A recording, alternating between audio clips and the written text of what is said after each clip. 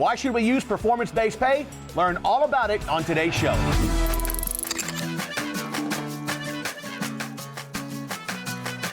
Now, there are a lot of different ways you can structure your employees' pay. Today is yours truly and Mr. Gary Elekes are going to discuss performance-based pay and how it can drive great results for you and your company. Take it away, Gary. So, G-Man, before we get started, we're going to start with understanding the basics, but what's kind of your overarching thoughts on the importance of performance-based pay, and, is it even optional these days?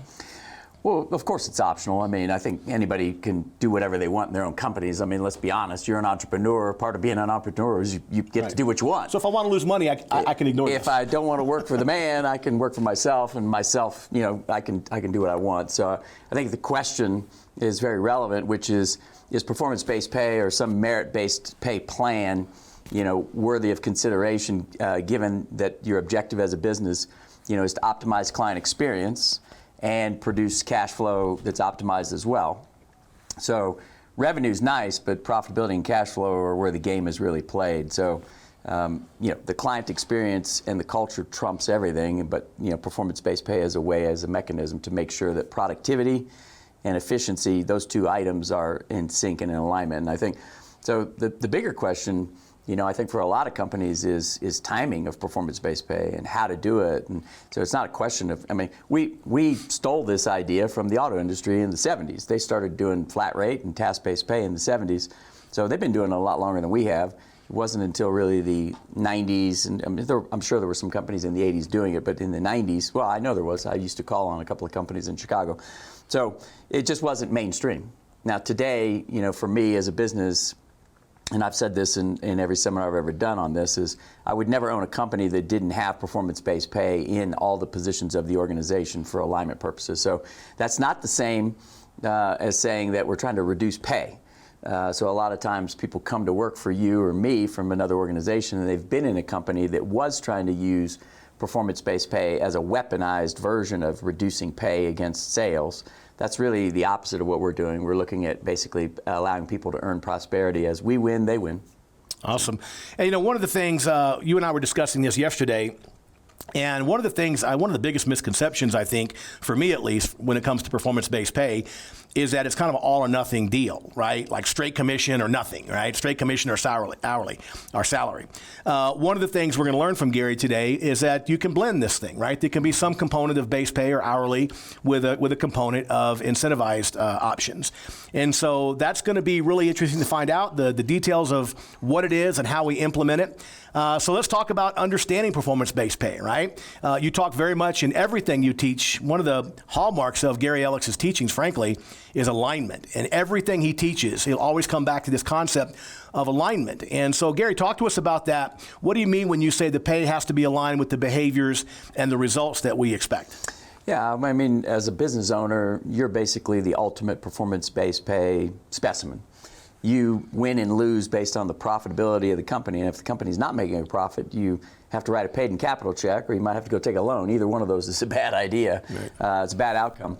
So you're at the top of the pyramid or the bottom of the pyramid, depending on which leadership paradigm you want to use.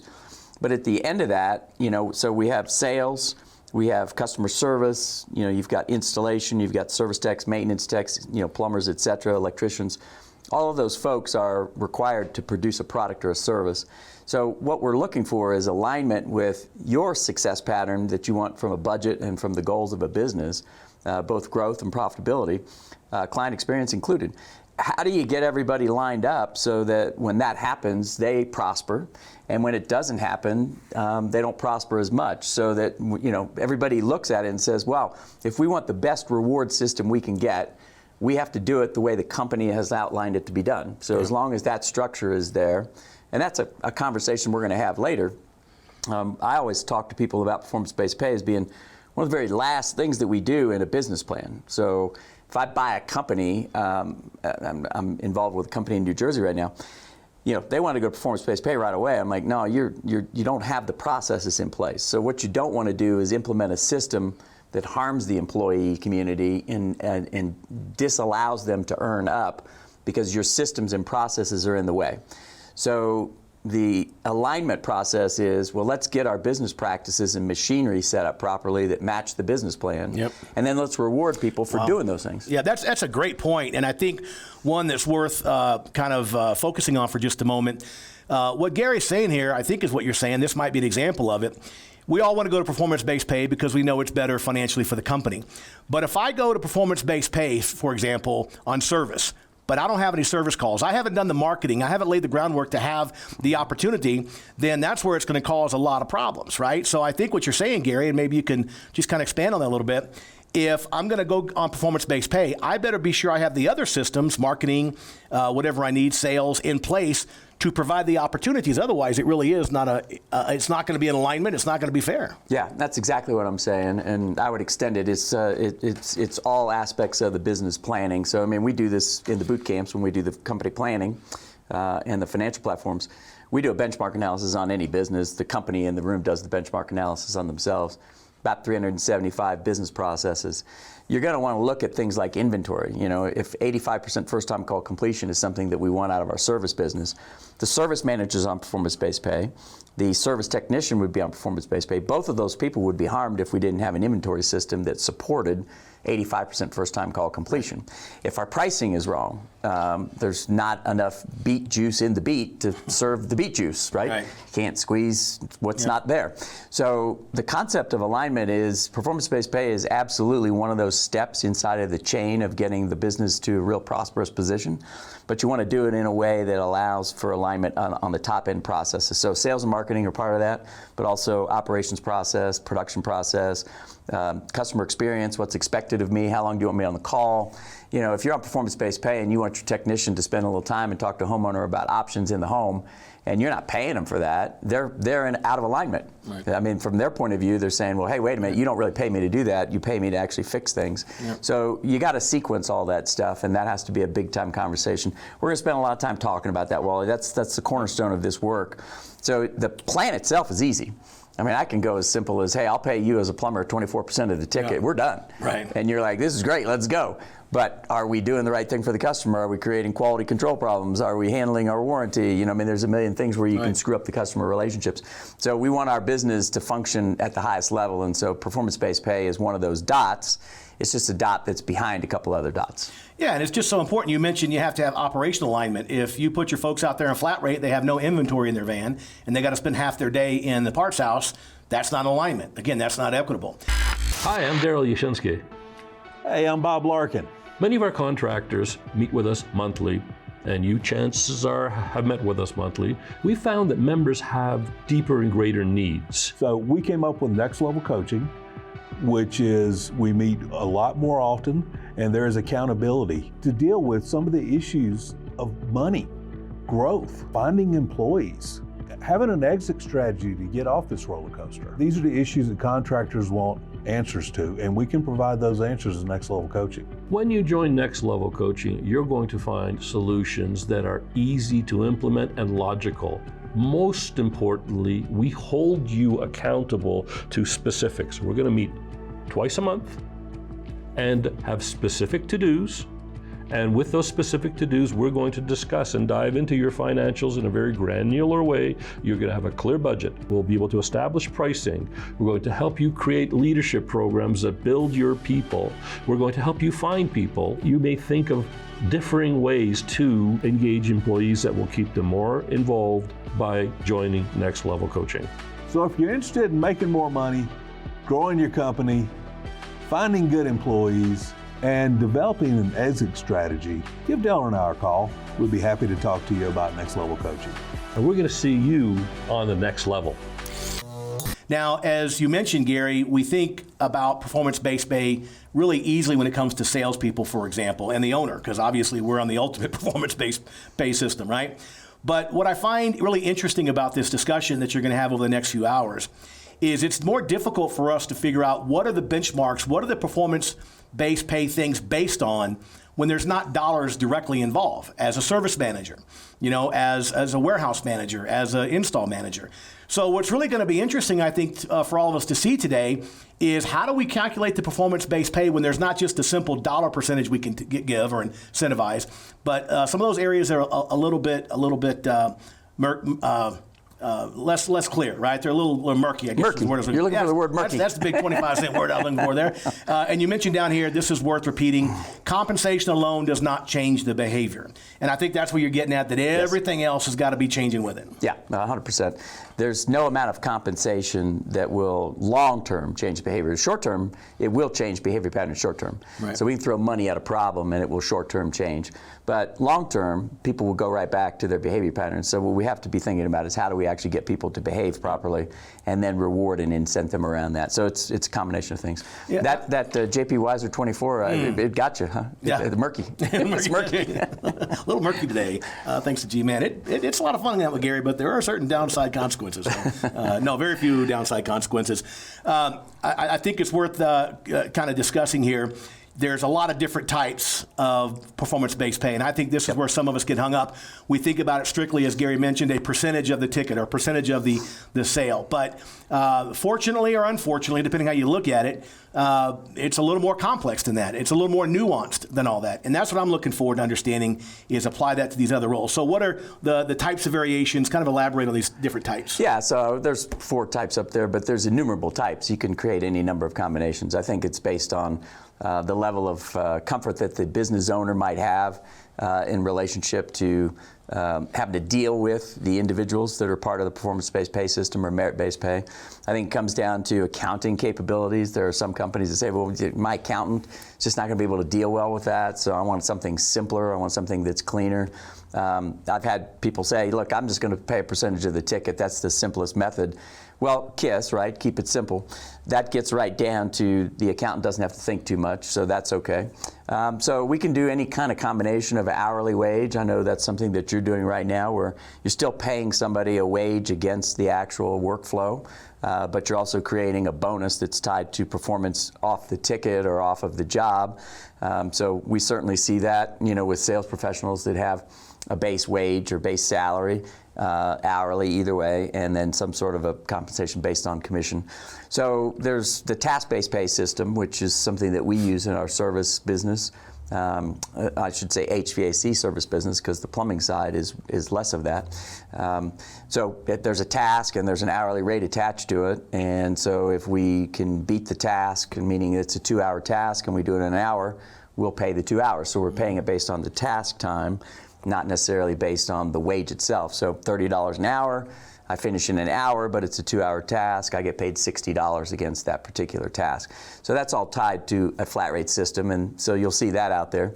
And then there's the managerial side, customer service, dispatch, supervisory positions.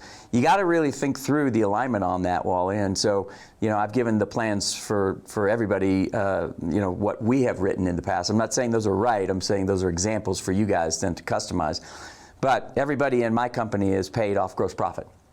So I'm not interested in the sales revenue because it's entirely possible, as you know, to sell something and still lose money. Mm-hmm. So it's not okay to lose money in a business. It's not going to work long term. So what we want is we want to have a gross profit target, which is one of the reasons I gave everybody the budget. And I would recommend everybody come to a financial planning or the company planning workshop where you're laying out the budget and you're looking at the gross profit numbers for each of the business segments. So my service manager would have a gross profit target, Wally. So they're going to get paid a salary, and that's merit-based. They're going to have to do certain workflows against the role description. But there's going to be an incentive tied to the gross profit. So every month, that individual will get some portion of the gross profit that's produced. More gross profit, more compensation, less gross profit, less compensation. But there's also an incremental process that attaches to that, you'll see in that plan, which says that you have a target, and if you surpass that target, the company has won.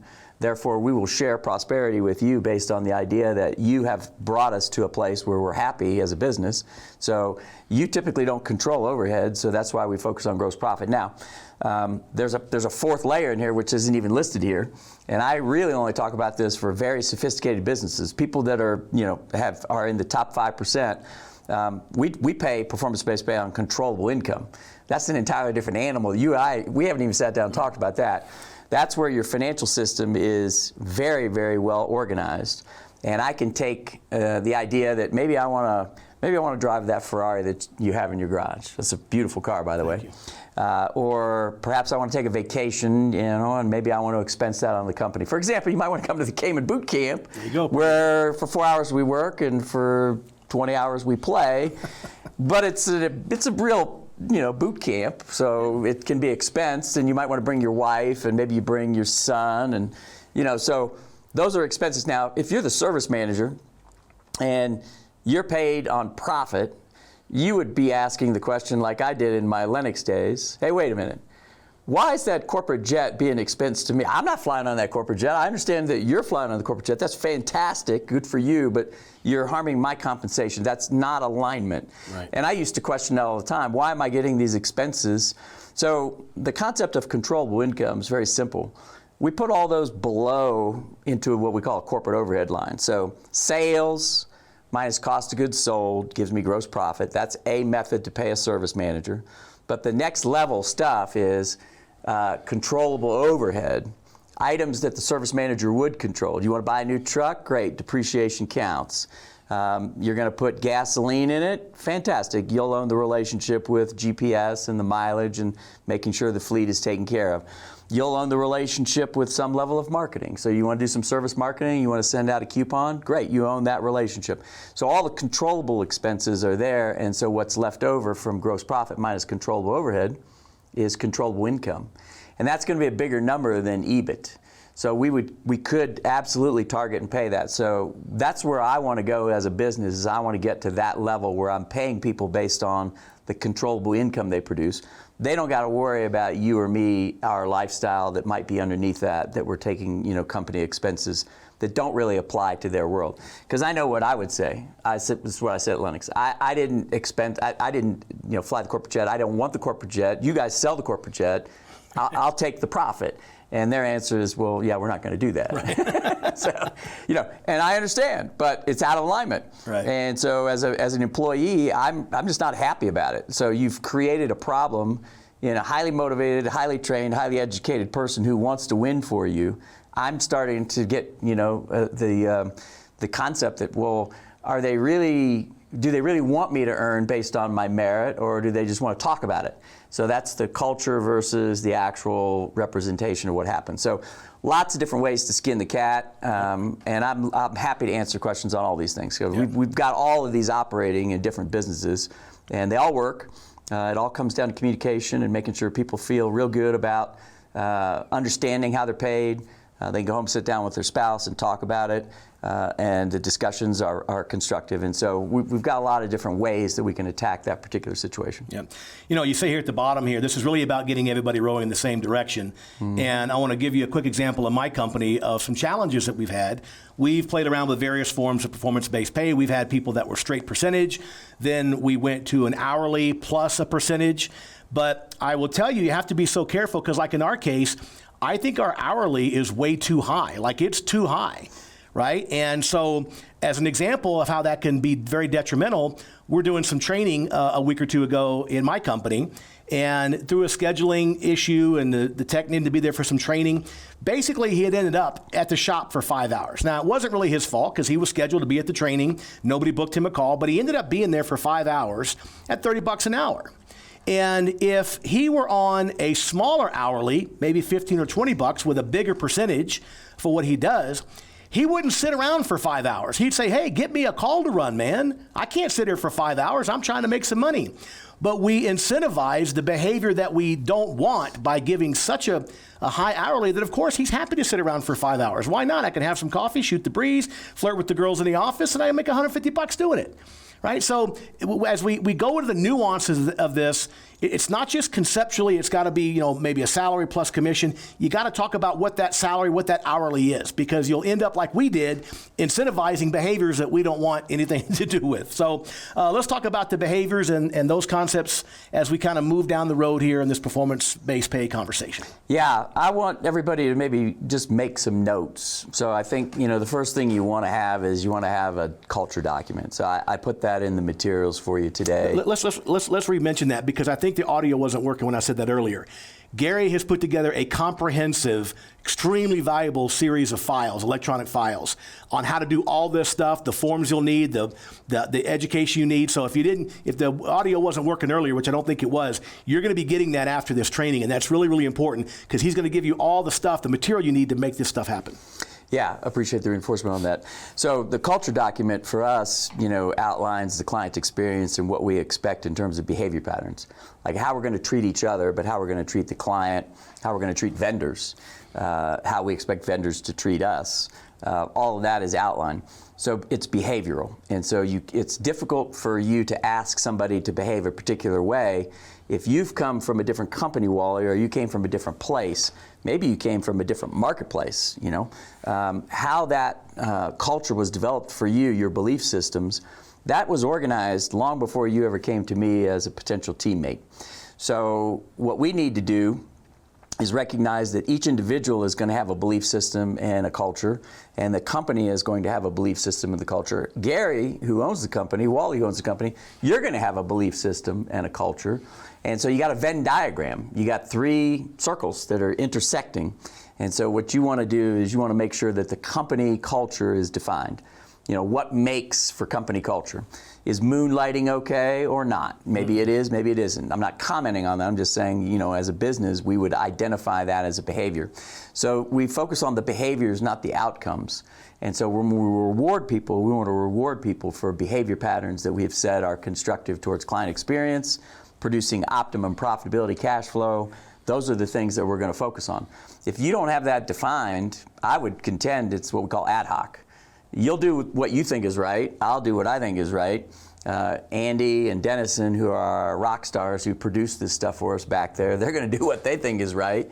Jessica, who's running the meeting here, and she's fantastic. She's going to do what she thinks is right.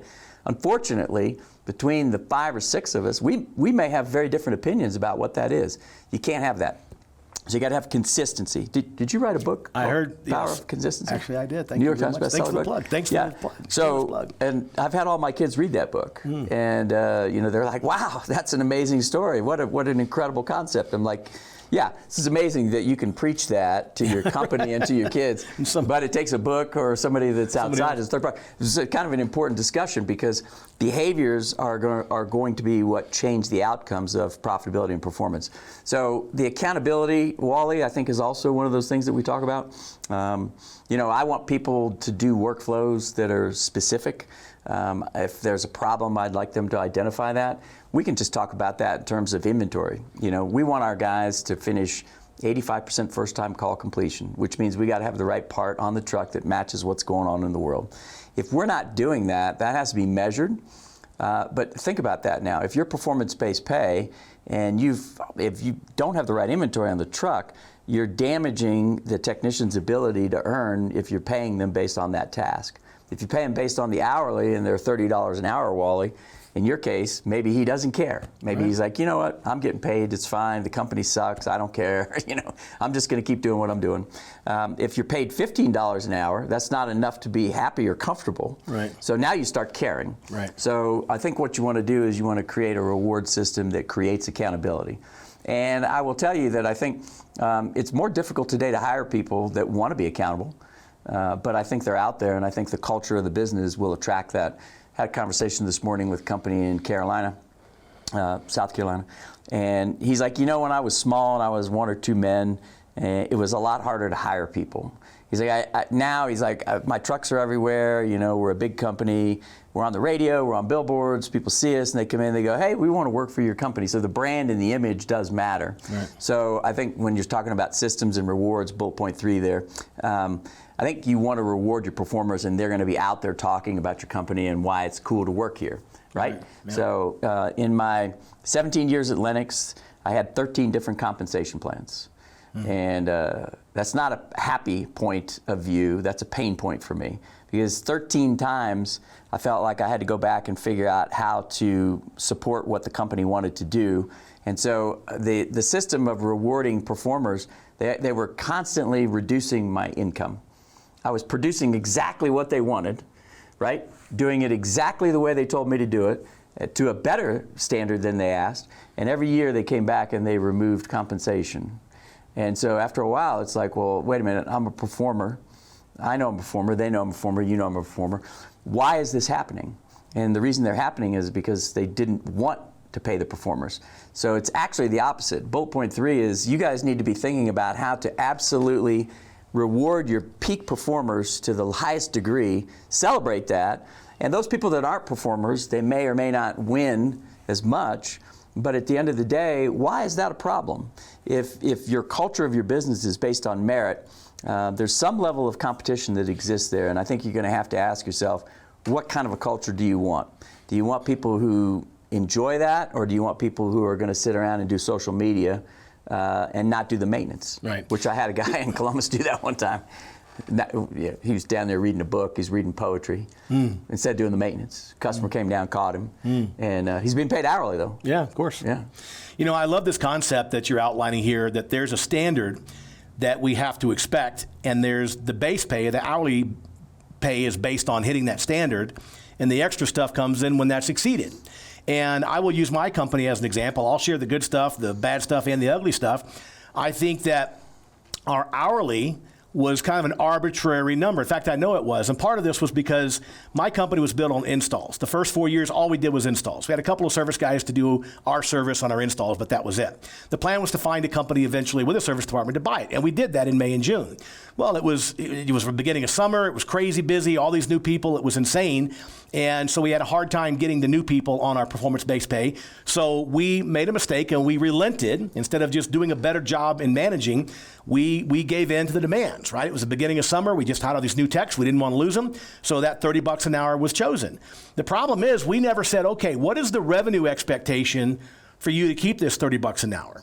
Right? The $30 an hour is fine if you say, okay, that's what you earn if you put up $10,000 a week or whatever, $5,000 a week. And then if you get more, then additional bonuses kick in. So we never tied the standard to the hourly. It was an arbitrary number without the measurement on the other end. And I will tell you, it has caused some problems in our company. We are actively fixing that right now. Between now and the end of the year, it will be completely remedied. But it's interesting, you know, most of what I've learned in my life, I always say, is on mistakes and screw-ups, right? When things go well and I succeed, like half the time, I'm like, wow, how did that happen? But when I screw up and we do something dumb and we do something wrong and we look back and we can see the consequences, man, you talk about a pain point, right? So we're really embracing this stuff and understanding, and this describes what I was thinking. You know, like we did not set the standard to get that $30 an hour. We just said you get $30 an hour plus X percentage of what you sell. Right. It was never tied to a standard, and that has cost us significantly. Yeah, so I was hoping that the folks would write some things out. So the first one is to have a culture document that's defined, right? We want to know what the expectations are for behaviors within the company. What line is not okay to cross? Like you can't, steal from the company. Right. So moonlighting would be a bad thing if that's our example. The second thing that I would ask, the folks to write down is you got to have a clear, defined set of role description activities. What's the role supposed to do? What's the job itself? So I put it in the materials. Jessica's going to send you. There's probably at least 30, maybe 40 documents that are coming out. Role descriptions for each of the positions. So service tech, plumbing supervisor, service manager, general managers, all of those people are all important in this particular relationship. But how the role description sets up for what activities are required begins to talk about how we're going to reward people. So the next thing I want you to write down is they got to have KPIs. There has to be a set of measurements for each one of these roles. That's a company scorecard, but it's also an individual scorecard. What is the average ticket supposed to be for a service technician? You've got pricing set up. I think yesterday you told me it was $475. Mm-hmm. Okay, so at $475, based on an hour type call, your average ticket might be probably close to $500 or above that. So if a technician is not billing all the repairs and doing workflows to support the idea that maybe he doesn't want to be the bad guy in front of the homeowner, so he's not creating a billable event, okay, and he's not paid based on the billable event, the company is losing revenue, gross profit, you're paying him wage against that. He's doing a favor for the homeowner. He looks like the hero. He looks like a rock star. Homeowner's happy. Technician's happy because he getting paid, but you're the one that didn't get paid. Right. You're out of alignment. Yep. So when you start thinking about that in terms of KPIs, that would show up in my world. Yep. The scorecard would identify that. Now you can get me for a week, but you won't get me for more than a week. Right. At some point, that piece of information is going to float up, and the service manager is also tied to that. We just talked about that idea. Right. You're on gross profit. So if I'm the service tech and my metric is out of line, the service technician is going to have to be accountable to the service manager from the GP side. He's looking into that, asking the question, why is that number not right? The problem we have in most companies is we don't have the KPIs set, and we don't have a scorecard. So we got to do that. We got to get that in place. Awesome content right there, as always. Now listen, if you like this content, please share it with your friends via Facebook. If you're not a member, go ahead and click the button below to get a free 30-day trial of our entire Contract University platform. There's an awful lot there, and you'll get it for free. We'll see you next time, folks. Until then, bye-bye for now.